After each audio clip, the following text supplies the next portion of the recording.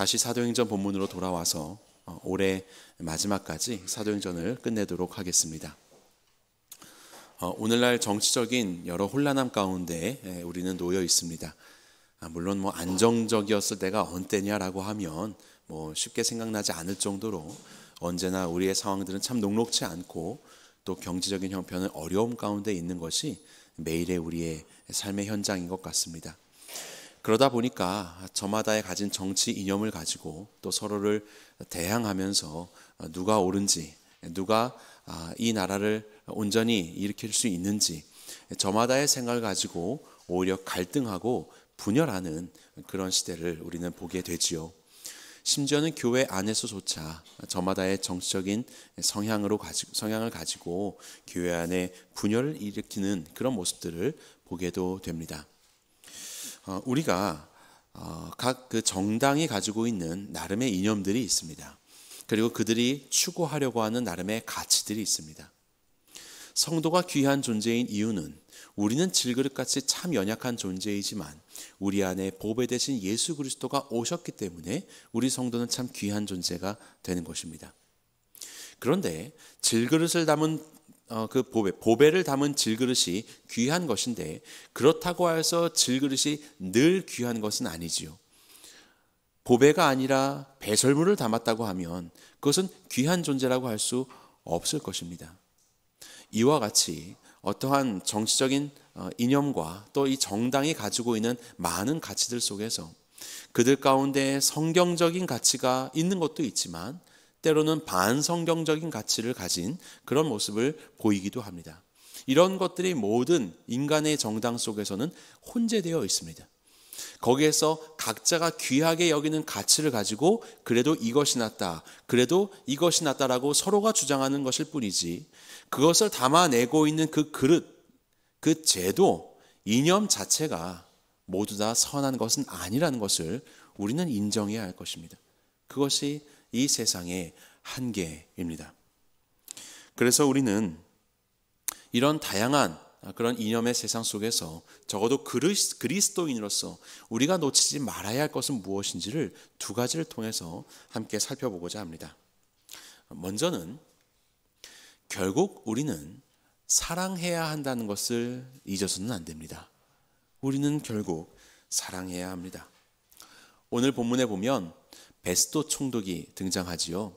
이전까지는 벨릭스 총독이었습니다. 그런데 벨릭스 총독이 유대인들의 소란을 조금 잔인한 방법으로 잠재웠었던 것 같습니다. 그렇게 진압을 했던 것 같아요. 그래서 유대인들이 이를 이제 상소하였고 그래서 로마 본국으로 송환되게 됩니다. 돌아갔어요. 그래서 그 비어진 이 자리를 채우기 위해서 베스도 총독이 새로 부임하게 되었습니다. 그것이 오늘 본문입니다. 베스도 총독은 부임한 지 3일 만에 예루살렘으로 가서 유대인들을 만납니다. 당시의 유대인들은 유일신 사상 하나님을 섬기잖아요. 그리고 로마인들이나 다른 세상의 사람들은 이방인이지 않습니까? 그렇기 때문에 유대인들을 통치하는 총독은 예루살렘으로 가는 것을 그렇게 탐탁치 않게 생각했습니다. 예루살렘으로 가는 즉시 그들은 여전히 이방인으로서 대우를 받는 것이고 물론 지금은 세상의 힘의 원리 아래서 이들을 다스리고 있지만 유대인들이 가지고 있는 유일신 하나님 안에서의 그 소동, 무언가 일으킬 봉기에 대한 위험이 늘 도사리고 있기 때문에 예루살렘 행은 그렇게 쉬운 길은 아닙니다. 6월절이나 이런 절기 때 유대인들이 예루살렘으로 모이기 때문에 그들의 소란을 방지하기 위한 목적으로는 들릴 수 있겠지만요. 그런데 오늘 본문에 보면 베스도는 가이사랴로 온 지 3일 만에 일부러 예루살렘으로 가게 됩니다. 다른 총독들과는 좀 다른 행보를 보이고 있는 것입니다. 왜냐하면 그에게는 이 유대인들의 마음을 사고자 하는 마음이 컸던 것 같습니다. 예루살렘으로 도착하자 유대인들 지도자들이 이야기합니다. 가이사랴에 지금 구금되어 있는 바울이 있지요. 그 바울을 이 예루살렘으로 데려오십시오. 그리고 여기서 우리가 재판합시다. 이렇게 권유합니다. 지금 베스도 총독이 이전에 우리가 살펴본 벨리스 총독 앞에서 섰었던 바울, 그래서 감옥에 이제 갇혀졌던 바울, 그 이후로 오늘의 본문은 2년이라는 세월이 흘렀습니다. 2년의 세월이 흐른 이때까지도 여전히 유대의 지도자들은 바울을 잊지 않고 신임 총독이 오게 되자 바울을 다시 참소하면서 바로 여기에서 재판을 하자라고 그렇게 이야기하는 겁니다. 정말 집요하지요. 그런데 베스도는 로마의 총독으로서 로마법에 의해서 정당한 정의로운 판결을 내려야 하는 바로 그런 직분을 가진 자 아닙니까? 아마도 바울을 데리고 이 예루살렘에서 판결을 내리려고 한다면, 재판을 열려고 한다면 온갖 소동 속에서 제대로 된 법의 판결을, 제대로 된 법의 정의를 이뤄낼 수 없을 것이라고 판단했는지 모르겠습니다.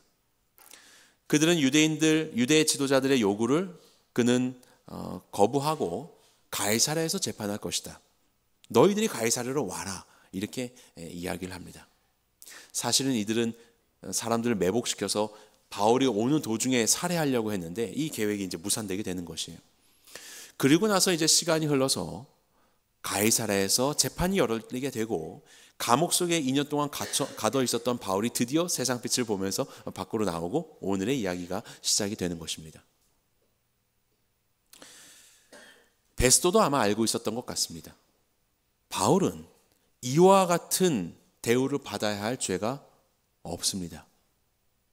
벨리스 총독도 그것을 알고 있었지요. 그렇지만 왜 벨릭스 총독이 계속해서 바울을 감옥 속에 가둬 놓았습니까? 성경은 그렇게 표현합니다. 돈을 받고자 하여서. 돈을 받으려고 판결을 굽게 하는 것입니다. 베스도 총독도 로마의 총독으로서 로마법의 정의를 이루기 위해서 여러 가지 이야기들을 하고 여기까지 왔지만 사실 그 마음 중심에는 무엇이 있었을까? 그것은 바로 유대인들의 마음을 얻으려는 것에 있었다는 것을 오늘 본문은 이야기합니다. 바울을 재판하면서 본문의 9절에 보면 이렇게 베스도가 바울에게 묻습니다. 베스도가 유대인의 마음을 얻고자 하여 바울더러 묻되 내가 예루살렘에 올라가서 신문을 받으려느냐. 처음에 자기가 거부했던 것 아닙니까? 그런데 이제 바울에게 묻습니다. 예루살렘 가서 심판을 받겠느냐? 왜 그렇습니까? 유대인들의 마음을 얻으려고. 이것이 정의를 말하고 있었던 베스도의 본심입니다. 자신이 봤을 때는 무죄예요. 그러면 로마법에 의해서 석방시키면 끝나는 일입니다. 하지만 그는 석방시키지 않습니다. 그리고 이 재판을 끌게 되는 것이죠. 왜냐하면 유대인들의 마음을 얻기 위해서. 자신은 자신의 이러한 일들을 통하여서 자기의 공을 높이고 자기를 인정받는 그런 총독으로 만들고자 하는 공명심, 이 공명심이 베스도 안에 있었기 때문에 그는 그것에 의해서 판단하여 재판하고 있는 것입니다. 그것이 베스도의 실체였던 것이죠. 다행스럽게도 바울이 가이사에게 상소를 하니까 이 모든 판결을 미루고 가이사에게 떠넘길 수 있는 이제 기회를 베스도가 얻게 되지요. 세상의 죄라는 것은 바로 이와 같습니다. 죄는 상대를 낮추고 나를 높이는 것입니다. 죄는 상대를 이용해서 나를 주장하는 것입니다. 이러한 자기 중심성이 바로 죄예요. 죄. 우리가 아는 것처럼 에덴에서 하와는 죄를 저질렀습니다. 하나님의 말씀을 왜곡했죠? 왜요? 먹고 싶었으니까. 그 자기 중심적인 마음에 하나님의 말씀을 좀 흐릿하게 왜곡하였고 결국 선악을 알게 하는 나무의 열매를 따먹었습니다. 어떻게 되었을까요?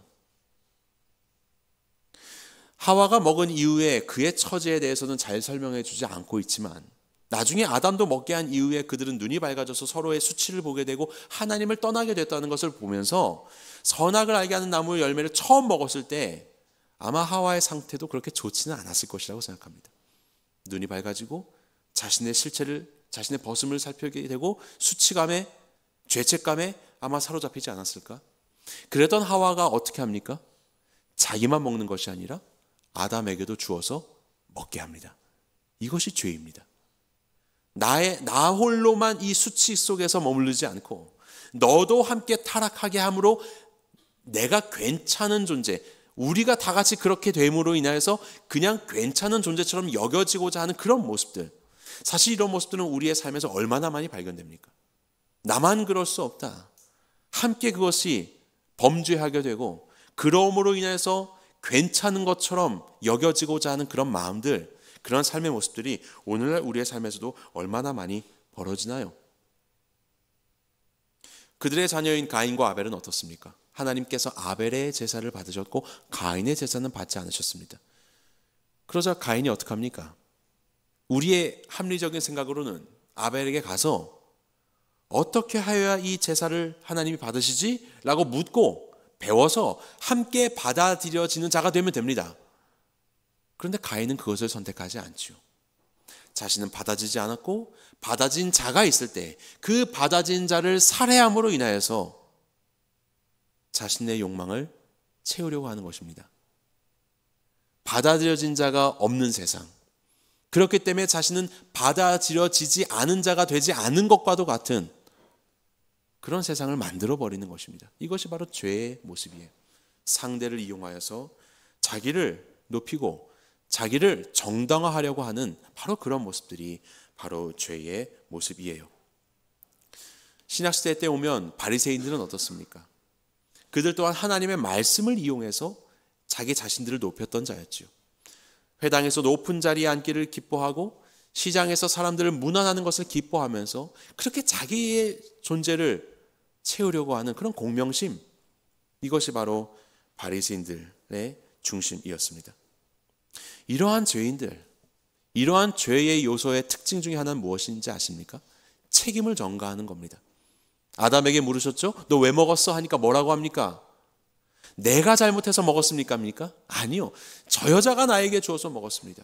여인에게 물었더니 뱀이 나를 꿰어서 먹었습니다 하고 책임을 전가하지 않습니까? 죄는 바로 이런 것입니다. 책임을 전가해서 나를 괜찮은 존재인 것처럼, 나는 원래 그렇지 않은 존재였던 것처럼 자기 정당화를 하려는 것이 이 죄인의 모습이에요. 오늘날 경제의 어려움과 사회의 혼란과 많은 불확실함 속에서 우리는 살아가고 있습니다. 특별히 젊은이들은 N포 세대라고 하죠. N포 세대. 처음에는 4포 세대, 4가지를 포기했다 이러다가 나중에는 7가지, 8가지로 포기의 개수가 늘어나다가 지금은 N포 세대. 뭐라도 넣으면 그냥 다 포기하는 세대. 연애도 안 하고 결혼도 안 하고 직장도 제대로 된 직장인 생활도 포기하고 인생의 꿈과 소망도 다 포기하고 그냥 하루를 어쩔 수 없이 살아가고 있는 그런 N포 세대가 되었습니다. 도대체 누가 이 젊은이들을 N포 세대가 되게 만들었습니까? 저들입니까? 어떤 특정한 인물입니까? 물론 사회적인 구조적인 문제들도 있고 많이 있겠지요. 하지만 우리는 책임을 전가하려는 것이 우리의 본능입니다. 내게는 잘못이 없는 것 같고 이것은 어떤 큰 집단이 잘못이다. 아니다. 이것은 그 젊은이들의 정신 상태가 문제다. 늘 책임을 전가하면서 그렇게 나의 상함을 막고 나의 정의를 드러내려고 하는 것이 오늘날에 많이 관찰되고 있는 모습이에요. 상대를 비난하고 상대를 정죄하면서 나를 세우고 내가 가진 정의감 속에서 오히려 더욱더 무서운 자기 중심적인 죄악을 세워가려고 하는 것이 죄인의 모습들입니다. 또 다른 모습으로 세상이 죄와 멸망으로 가는 것이죠. 이러한 이념을 이기고 저러한 이념이 승리하게 된다면 하나님의 나라가 이루어질까? 하나님의 나라는 그런 것이 아니라는 것입니다. 그 속에 깃들고 있는 무서운 죄성이 또 다른 인간의 세상에 오염된 나라를 만들어가고 있는 것이 우리가 지금까지의 사람의 역사를 통해서 늘 살펴보고 있는 우리의 실체입니다. 죄인된 실체요. 하나님의 나라는 여기 있다 저기 있다 할 것이 아니라 너희 속에 있다고 말씀하셨습니다. 이것은 어떤 껍데기의 제도들이나 어떤 세상의 이념들 속에서 이루어지는 환경적인 부분들이 아니라 하나님의 나라는 우리 안에서부터 시작이 되어야 된다는 그런 주님의 말씀인 것이죠. 의인은 없나니 하나도 없다고 하셨습니다. 누가 정의롭습니까? 누가 맞는 것입니까? 죄는 너무나도 끈질겨서요. 하나님께서 노아의 때에 방주를 짓고 세상을 그 죄로 관영한 세상을 심판하셨지만 여전히 죄인들 속에서는 죄가 남아 있어서 그들은 함께 모여서 자신들의 이름을 내고 높아질 바벨탑을 건설할 뿐이었습니다. 이것이 죄인의 실체입니다. 예수님은 어떠셨습니까? 예수님은 죄인을 사랑하셨습니다. 그들을 통해서 자신을 증명하고 자기를 높이려는 그런 태도를 갖지 않으셨던 분, 이분은 바로 예수님이셨어요. 예수님은 죄인을 불쌍히 여기셨지요. 그리고 정말로 그들을 사랑하셨습니다. 예수님은 말씀하셨습니다. 원수도 사랑하라고요. 원수는 어떤 존재입니까? 나와 다른 존재일 뿐만이 아니라 원수는 오히려 나를 위협하는 존재입니다. 그런 존재마저도 사랑하라고 예수님은 말씀하고 있는 것이에요. 우리가 잘 알고 있는 누가복음 15장의 말씀이요. 그 선한 목자, 착한 목자와 집념의 여인과 착한 아버지의 이 비유를 예수님은 누구에게 말씀하셨습니까? 하나님의 그 어마어마한 사랑과 하나님의 심정을 예수님은 누구에게 말씀하셨습니까? 누가복음 15장은 바리새인들에게 주셨던 말씀이에요. 예수님을 대적하고 자신들이 높아지고 오히려 예수님을 이용하고 하나님의 말씀을 곡해하였었던 그 대적자요 원수라고 할 수 있는 바리새인들에게 주셨던 말씀이 누가복음 15장의 말씀입니다.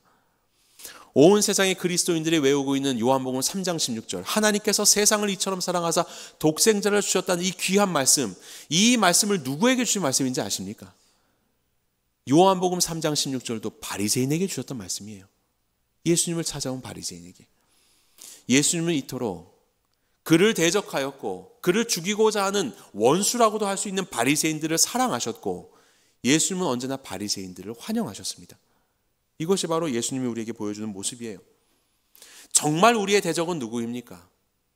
바로 그 정당, 그 사람, 그 편에 있는 자들이 우리의 원수가 아니라 우리의 원수는 공중의 권세 잡은 자, 거짓의 아비, 미혹해하는 영, 사탄이 우리의 원수, 사탄이 우리의 대적입니다. 참된 대적은 거기에 있습니다. 이 땅에 있는 사람들은 미혹되어서 사탄에 휘둘려서 살아가는 불쌍한 존재들인 것이에요. 그래서 우리는 오히려 그들을 사랑해야 되는 것입니다. 그들은 진정한 대적이 아니기 때문에 그렇습니다. 바울은 디도서의 말씀을 통해서 우리에게 이렇게 선언합니다. 우리도 전에는 이라고 하면서 어리석은 자였다. 순종하지 않는 자였다. 속은 자였다. 여러 가지 정욕과 행락에 종노릇한 자였다. 악독과 투기를 일삼은 자였고 가증스러운 자였고 피차 서로를 미워하는 자였다라고 이야기합니다. 서로를 미워하는 겁니다. 그런데 우리 구주 하나님의 자비와 사람 사랑하심이 나타날 때 우리를 구원하셨고 그의 긍휼하심이 우리의 구원을 이루셨다라고 이야기합니다. 이렇게 죄악 속에 빠져서 하나님과 정반대편에서 살아가면서 서로도 미워하고 있는 이 죄인들에 대하여 하나님은 어떻게 하나님의 구원을 이루어내셨는가? 어떻게 하나님의 나라를 이루어내셨는가? 하나님의 자비하심과 사람 사랑하심으로 구원의 역사가 시작되었다는 것을 기억하시기 바랍니다. 하나님의 나라가 어떻게 이 땅 가운데 임하게 되는가? 불쌍히 여기는 자비로운 마음과 사람 사랑하는 마음 속에서부터 하나님의 나라가 시작된다는 것을 기억하시기 바랍니다. 이 세상을 어지럽고 혼미하게 만드는 수많은 요소들과 사람들과 집단들과 그들의 잘못된 제도들과 모든 행함의 모습들 속에서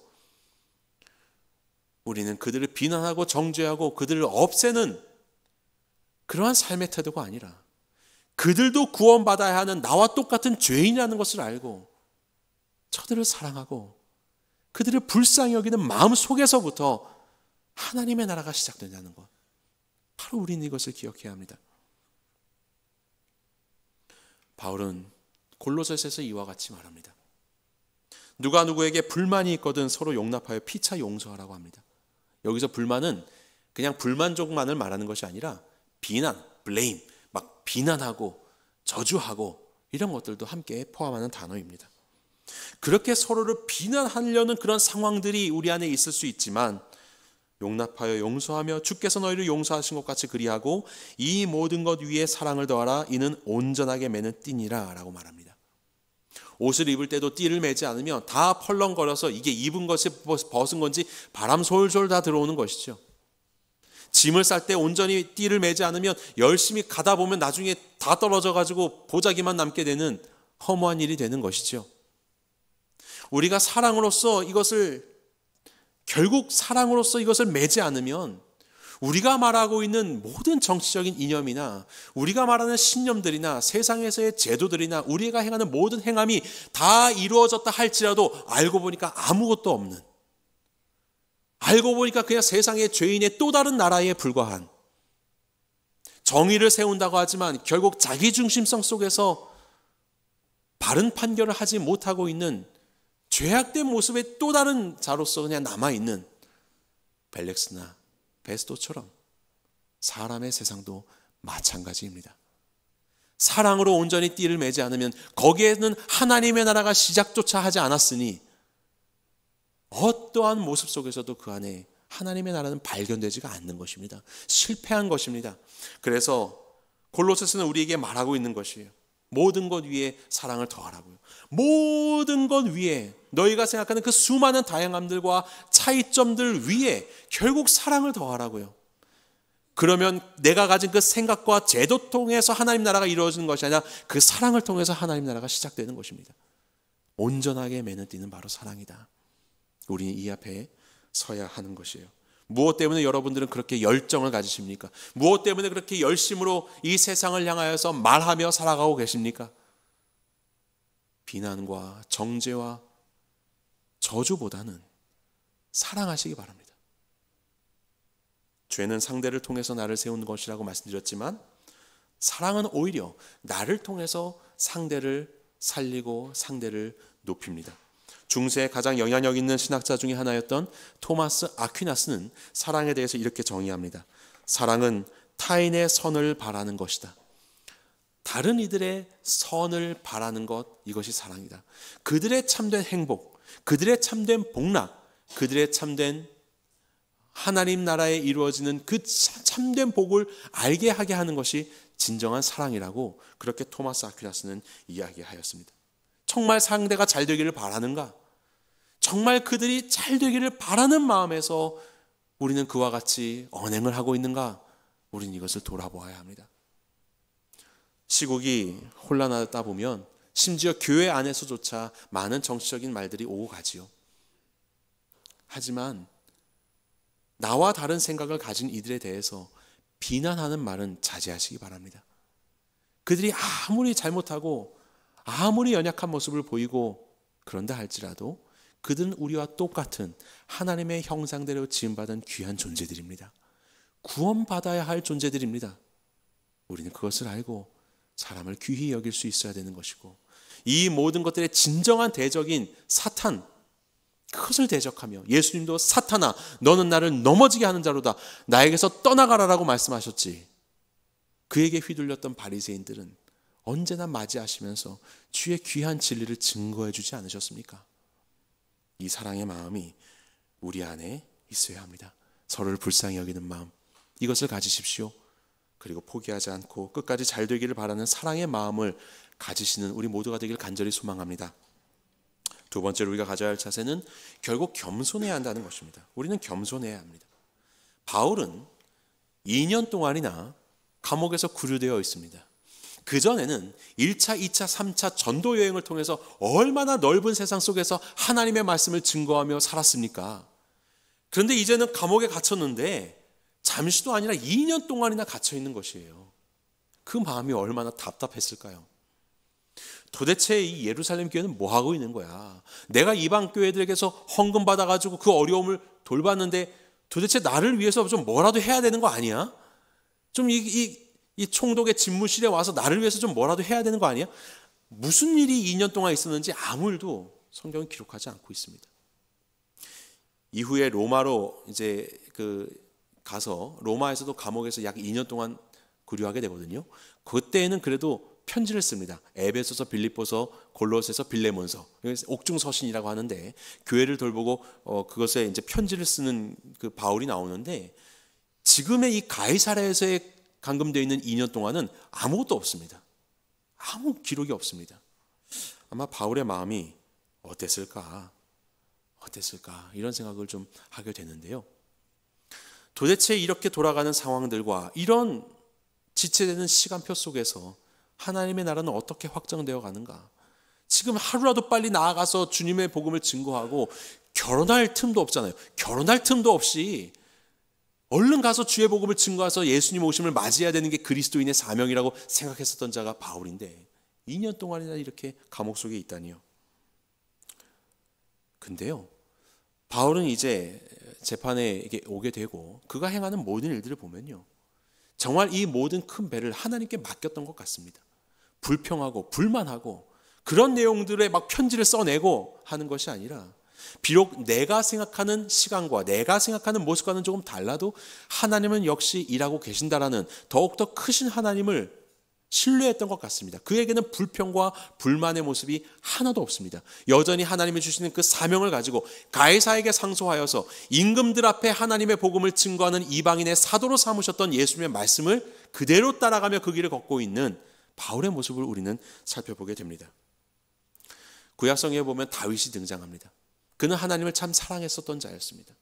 하나님의 언약궤가 블레셋에게 빼앗겼다가 다시 이제 예루살렘으로 돌아올 때 그는 너무나도 기뻤습니다. 그래서 막 춤을 추면서 바지가 내려가는 것도 모를 정도로 기뻐했었던 자였습니다. 그렇게 하나님을 즐거워했었던 자, 궁정에서의 첫날보다 하나님 앞에서의 하루가 훨씬 더 귀하다고 고백했었던 이 다윗이 어느 날 하나님의 성전, 하나님의 집을 건축하기를 결단합니다. 얼마나 귀중한 결단이에요. 얼마나 자신의 마음이 정말 터질 듯한 기쁨과 소망으로 가득 찼을까요? 내가 하나님의 성전을 건축한다. 하나님의 나라의 그 상징으로서, 하나님의 다스림의 상징으로서 그는 성전을 건축하려 하지요. 그런데 하나님이 말씀하십니다. 그러나 여호와의 말씀이 내게 임하여 이르시되 너는 피를 심히 많이 흘렸고 크게 전쟁하였으니 내 이름을 위하여 성전을 건축하지 못하리라. 이게 하나님의 말씀이에요. 너 너무 피 많이 흘렸어. 나의 성전은 평화의 나라의 상징이어야 해. 그래서 나는 너에게서 성전을 짓지 않을 거다 라고 그렇게 말씀합니다. 아니, 다윗이 살아왔던 이 순간이 뭐 자기 욕심 때문에 전쟁했습니까? 그렇지만 하나님은 이렇게 말씀하시는 거예요. 하나님이 세워가시는 하나님의 나라 속에서 다윗이 지금까지 걸어왔던 것들이 무의미했다는 것이 아닙니다. 그는 귀한 역할을 했습니다. 하지만 하나님은 다윗의 사역보다도 더 큰 분이십니다. 하나님의 나라는 다윗의 사역보다도 더욱더 큰 나라입니다. 그래서 이 나라를 이루어가는 이 과정 속에 그는 일부였지만 적어도 성전을 건축하는 데 있어서 하나님은 그의 손을 사용하지 않으십니다. 그리고 솔로몬을 통하여서 성전을 짓기를 원하셨던 것이죠. 여기에 대한 다윗의 뜻은 무엇입니까? 그러면 안 됩니다. 내가 누군데, 내가 어떻게 했는데 이 손으로 하게 해주십시오. 그 영광스러운 성전을 짓게 해주십시오 라고 그렇게 하지 않았습니다. 그것은 하나님의 성전이 아니라 자기의 성전일 뿐이니까요. 하나님의 뜻을 인정하면서 그는 솔로몬에게 이런 이야기를 얘기합니다. 내가 부족해서 할 수 없어. 하나님은 너를 통해서 이 일을 이루실 거야. 그러니 하나님이 너에게 지혜와 총명을 주시기를 원한다. 하나님의 말씀을 떠나지 않기를 원한다라고 그렇게 아들을 축복했었던 자가 바로 다윗입니다. 우리의 삶도 마찬가지입니다. 내가 생각하는 제도와 정당과 세상의 흐름이 있지만 그것이 내가 아무리 봐도 옳은 것이라고 생각될 수 있지만 하나님 앞에 겸손하시기 바랍니다. 하나님은 대적자들을 통하여서도 하나님의 나라를 이루어 가시는 분이십니다. 하나님은 우리의 생각보다 크십니다. 하나님은 우리보다 더욱더 능력이 있으신 분이셔서 그들조차도 도구로 사용하셔서 하나님의 나라를 이루어 가시는 분이십니다. 우리는 그것을 인정할 때 우리의 자금을 인정하고 주께서 이루실 일들을 바라보며 진정으로 중보할 수 있게 되는 것이에요. 나중에 바울은 로마의 감옥에 갇혔을 때 빌립보서를 쓸 때 이런 고백을 합니다. 그들은 나의 매임에 괴로움을 더하게 할 줄로 생각하여 순수하지 못하게 다툼으로 그리스도를 전파하느니라. 주의 복음을 증거하는 많은 사람들이 있는데요, 바울을 대적하는 자들도 있었습니다. 바울의 사도권 이거 얼마나 계속해서 문제가 많았습니까? 그런데 심지어는 순수하지 못한 다툼으로 복음 증거하는, 순수한 동기로서 복음을 증거하는 것이 아니라 정말 자기의 다른 목적으로 복음을 증거하는 그런 잘못된 무리들도 있었어요. 그런데 바울은 이렇게 말하죠. 그러면 무엇이냐? 거칠애로 하나 참으로 하나 무슨 방도로 하든지 전파되는 것은 그리스도니 이로써 나는 기뻐하고 또한 기뻐하리라. 이 놀라운 고백이지 않습니까? 나를 대적했던 저들의 실체를 밝혀내리라. 그들의 잘못된 동기, 모습은 그럴듯하지만 그 동기를 밝혀내리라. 확 짓밟아버리고 우리의 방법과 우리의 사람들로 이루어지는 하나님의 나라를 말할 수도 있었겠지만 오히려 바울은 그들의 잘못된 것을 알고 있었지만 그들을 통하여서도 하나님은 당신의 이름을 증거하고 계시니 나는 기뻐하겠다라고 말하고 있는 것입니다. 이것이 잘못된 동기도 다 괜찮다 이런 말을 하는 것은 아닙니다. 그들에게 얘기해야지요. 돌아오라고 바른 길로 서라고 얘기해야지요. 하지만 그것을 듣지 않고 있는 그들의 모습, 우리의 한계 속에서 그들을 저주하고 비난하고 없애버리는 것이 아니라 이보다 더 큰 하나님을 인정하고 있는 바울의 겸손함인 것이에요. 그리고 그 하나님으로 인해서 나는 오늘도 기뻐하겠다라고 말하고 있는 것입니다. 오늘 바울은 자신의 재판을 가이사에게 상소합니다. 가이사는 황제였습니다. 네로 황제였거든요, 당시. 이 황제에게 상소하여 그가 그의 정의에 따라서 판결하면 그 아래에 있는 모든 어떤 총독이나 유대인들이나 그들의 판단은 별로 중요한 것이 아닙니다. 결정되게 되는 것이죠. 그래서 가이사에게 상소합니다. 사실 그는 가이사에게 상소하는 것이 아니라 이 모든 것들을 아시며 진정으로 정의로 심판하실 하나님을 바라보며 나아가고 있는 것이죠. 가이사 앞에 서서 주의 복음을 증거하고 그 모든 이후의 걸음들도 인도하실 하나님을 바라보며 그는 하나님께 상소하는 마음으로 이 걸음을 걷고 있는 것입니다. 세상에서 말하는 정의와 저마다의 목소리 속에서 우리는 각자가 생각하는 가치 있는 그 걸음을 선택하며 살아갈 것입니다. 어떤 이들은 이리로 가고 어떤 이들은 저리로 가고 서로 다른 모습 속에서 우리는 그렇게 살아갈지도 모르겠습니다. 하지만 우리는 기억하였으면 좋겠습니다. 하나님은 우리의 생각보다 크시며 하나님은 그의 진정한 정의와 사랑 속에서 이 모든 일들을 판결하시며 하나님의 나라를 이루어 가실 것이다. 바로 그 하나님을 기억하고 하나님께 상소하는 마음으로 오늘 우리의 걸음을 걸어가기 원합니다. 무엇이 진정으로 옳은 길인지 사실 섣불리 판단하기도 참 어렵습니다. 이긴 줄 알았지만 진 모습으로 서 있는 경우를 우리는 많이 보았기 때문에 그렇습니다. 그렇기 때문에 더욱더 겸손한 마음으로 그리스도인으로서 사람 사랑하는 마음을 잃지 마시기 바랍니다. 불쌍히 여기는 마음을 잃지 마시기 바랍니다.